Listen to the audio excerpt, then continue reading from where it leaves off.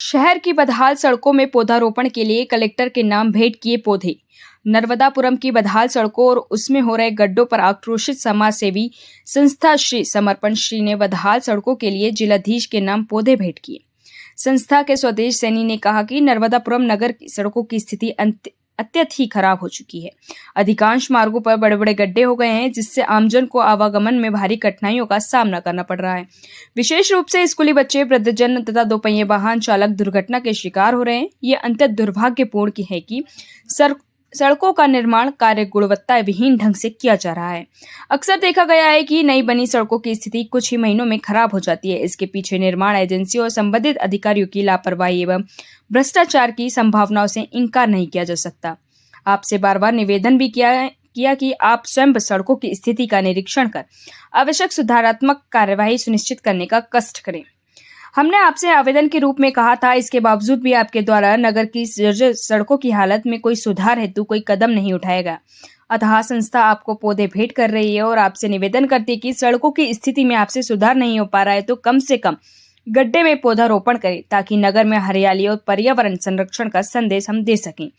संस्था ने कहा कि आज पौधों के रूप में हम आपको संकेत देना चाहते हैं कि इसके बाद भी आपके द्वारा अगर नगर में सड़कों के लिए कदम नहीं उठाए गए तो उग्र प्रदर्शन होगा, जिसकी जवाबदारी आपकी रहेगी।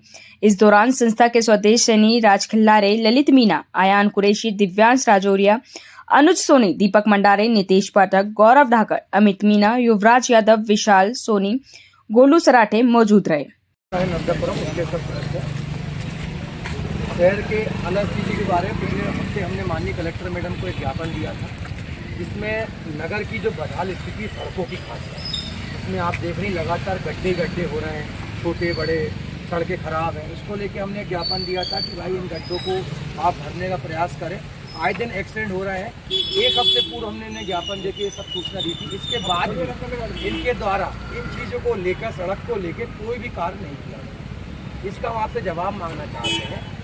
हम लोग लगातार ज्ञापन के माध्यम से नगर की जो हालात चल रहे हैं उसके बारे में माननीय कलेक्टर मैडम को अवगत करवाते हैं, पर माननीय कलेक्टर मैडम का इतना समय भी नहीं है कि एक सामाजिक संस्था अगर आपको ज्ञापन के माध्यम से नगर के कोई हालातों की सूचना देती है तो उस पर आप काम कर सकें।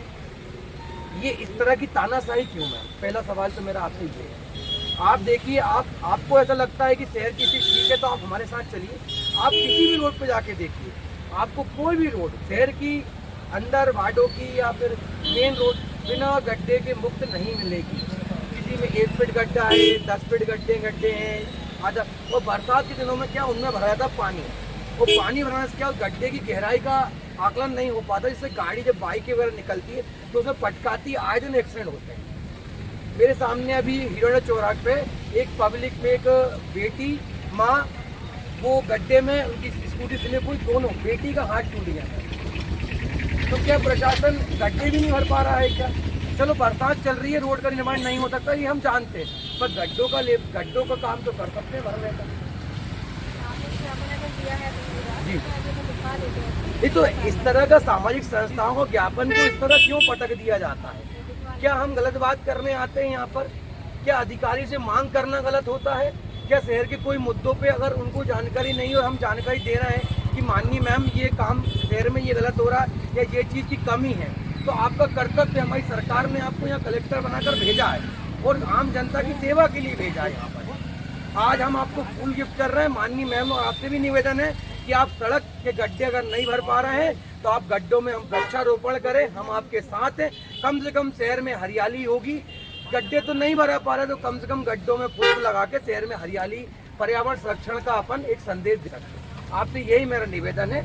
ये फूल आपको सप्रेम भेंट करते हैं। तो आपके प्रशासन, जिला प्रशासन द्वारा इन सब चीज़ों में अगर कोई भी ठोस कदम नहीं उठाया गया तो 10 दिनों के अंदर जिला प्रशासन के खिलाफ हम उग्र आंदोलन करेंगे।